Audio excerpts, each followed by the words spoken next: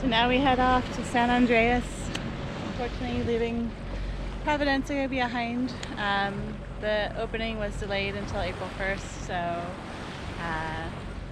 they asked us to leave, and so now we're heading on down to San Andrés. But the people on Providencia, everybody was just amazing and lovely, and they all said, please come back when we open. So definitely looking forward to going back and exploring what looks to be amazing and a beautiful island with lovely people. So, but now there's no wind, and I'm going quite slowly so that Yuri doesn't go too far behind me, and making our way at 5 knots down to San Andrés, and just watching the flying fish off in front of me. But it's definitely a hot one, no wind. Thought we were gonna have some following breezes, but not meant to be. So we'll be arriving in San Andrés at about 2 a.m. in the morning, and we'll check in tomorrow.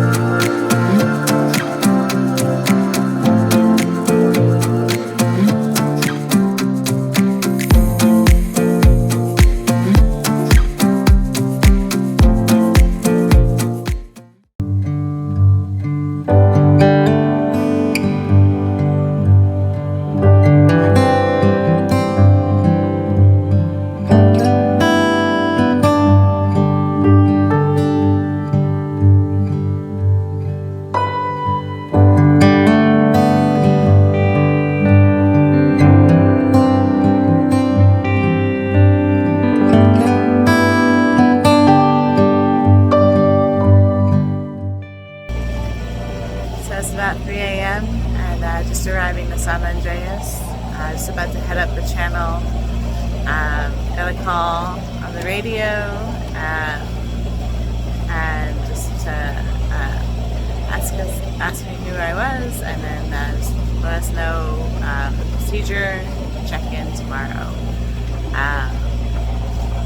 But I am looking forward to sleeping very soon. Whew, still yawning. But yeah, it's pretty bright behind us. Very different than Providencia for sure. Filled the fuels and filled the water tank a bit, and now heading off to go enjoy the sandbar.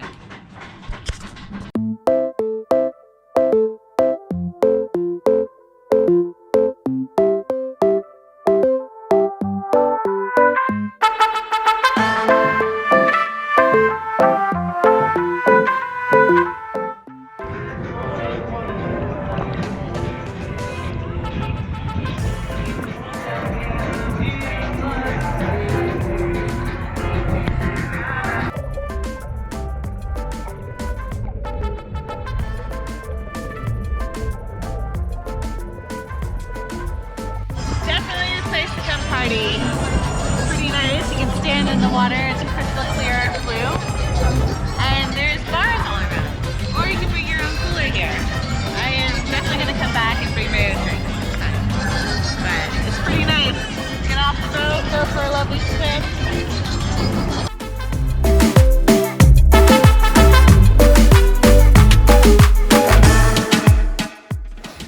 That night, we went out for a dinner on the town. One restaurant we tried to get into, but was fully booked, had a really fun entrance into their restaurant. I've heard it's really good, so I hope to get back there to try it out another time and make a reservation.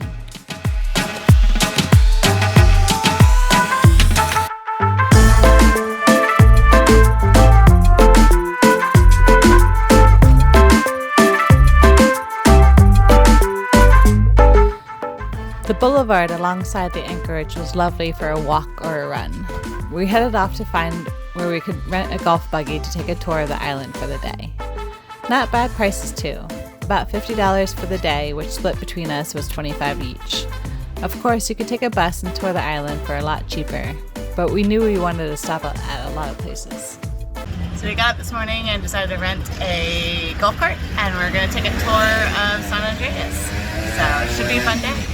Lots of tourists come to San Andrés, and there's so many rental places around the island for mopeds and these golf carts, and they come and they just go around the whole island and explore the rest of the island. There's the main downtown center where all the rental places are, and you get them for a day. We just paid 250,000 pesos for the day. We have to return it at 6. But yeah, excited to get to explore some of San Andrés.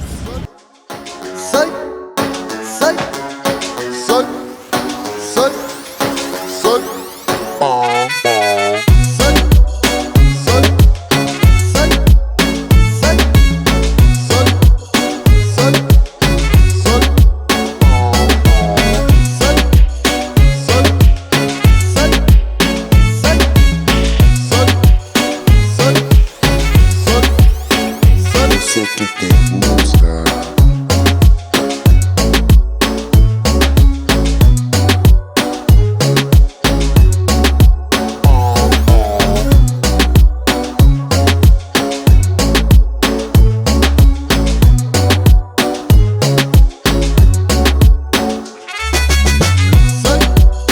So we've driven around across the hills on the island and came out on the other side. We're now on the southern tip of the island, and it's absolutely stunning. The water is super blue and it looks amazing to swim in, but the surf is pretty rough today. But we came around the southern tip of the island, and all the street is lined with all these beautiful palm trees. And there's a bunch of people taking photos in the middle of the street and taking lots of selfies along this area. But definitely a beautiful part of the island. And looking out south, next stop, Panama.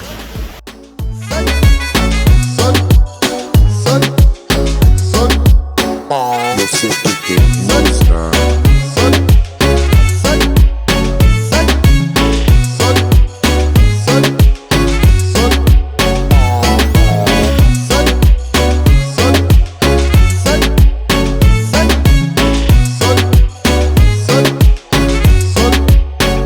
Yo sé que te gusta.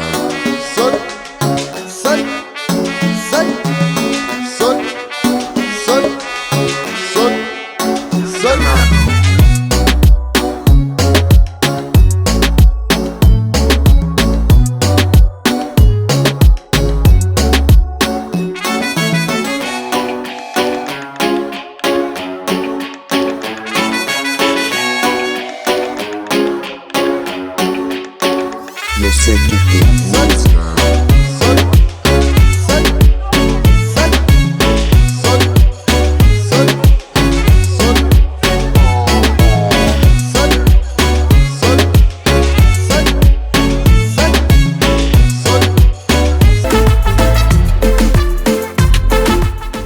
On our way back to the downtown area of the island, we passed by a water park.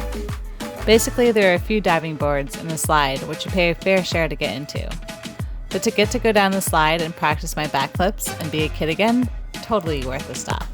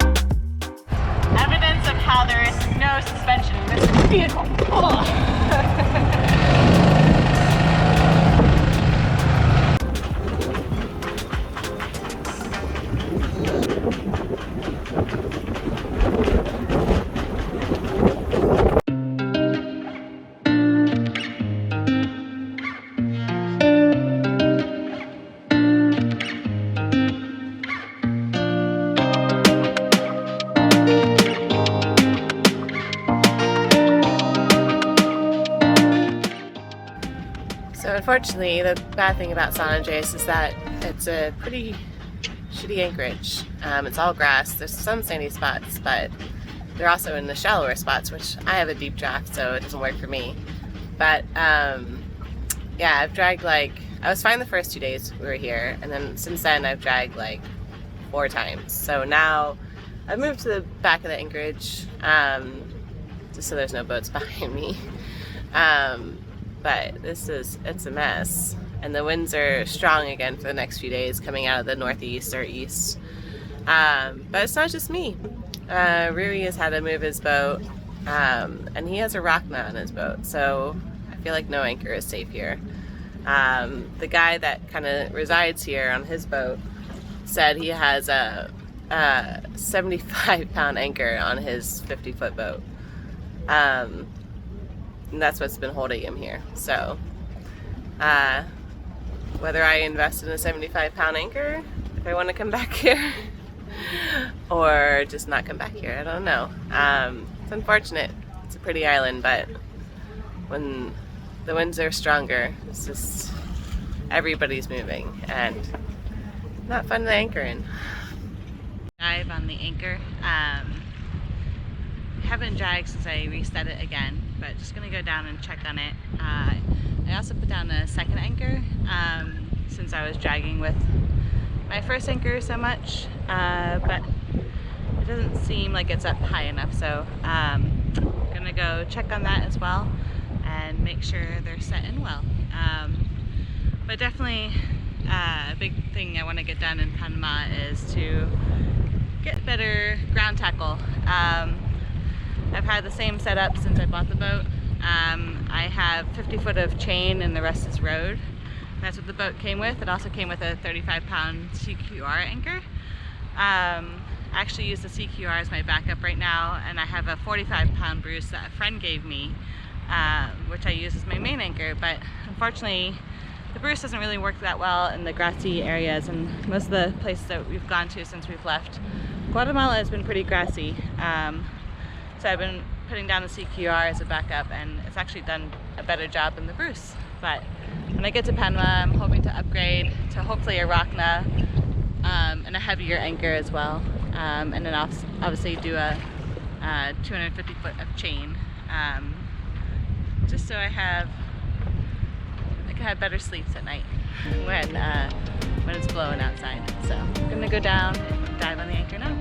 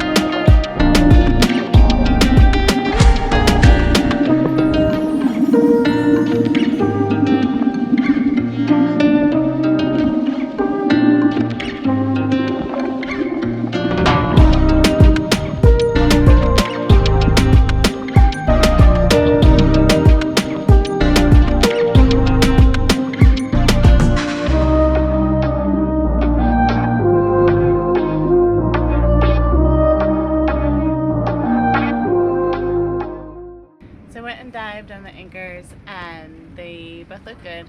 The Bruce is actually pretty dug in, but just the bottom is just all grassy, and there's some pretty deep roots in there, so And the Bruce seems to have clawed itself around the roots, so I'm hoping that it will continue holding. But I have a lot of road out, a lot of chain out, so and all the chain is laying flat against the bottom. It all looks pretty good down there. And then the CQR is also dug in as well, so luckily both anchors are dug in. And then I went and checked on Ruri's anchor, and his rock net is also dug in. It looks pretty good down there as well, so should be good to go for any more squalls. But kind of getting exhausted of all the squalls coming through here and just worrying about the anchors. So that's why I wanted to go dive on them and make sure they were set, that I haven't actually been dragging. You can see the lines of where other people have dragged underneath, like the where they've torn through the grass. But the Bruce hasn't moved since I moved back here, so hoping it will just continue to hold where it is until we have to leave in a few days. But yeah, it's always good to check on your anchors. It gives you a little bit of peace of mind as well. So, and I got to see a pretty cool fish down there, so it was a nice swim. Felt good down there. I know I promised some manta ray videos in this episode, but I forgot how much fun we had in San Andrés before the excitement of seeing them. I hope you enjoyed this episode, and there will be more to come from exploring San Andrés. Until next time, cheers!